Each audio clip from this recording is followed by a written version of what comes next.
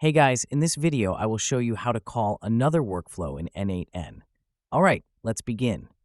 First, open your web browser and go to the official n8n website.